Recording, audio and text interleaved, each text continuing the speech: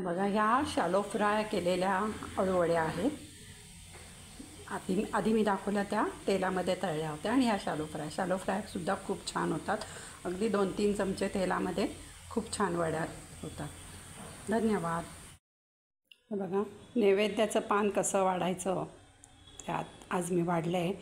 साधा भात, त्याच्यावर दही घातलं आहे, नंतर नारळी भात आहे, नंतर हे वालाचं बिरडं आहे. आमच्याकडे काही असला सण किंवा काय वालाचं बिरडं आवडतं, वालाचं बिरडं आहे, भेंडीची भाजी आहे, अळूची वडी आहे, त्याच्यानंतर थोडंसं दही लावलं आहे, नंतर मीठ, लिंबू, चटणी आणि कोशिंबीर, म्हणजे डाव्या बाजूला हे सगळं लावायचं.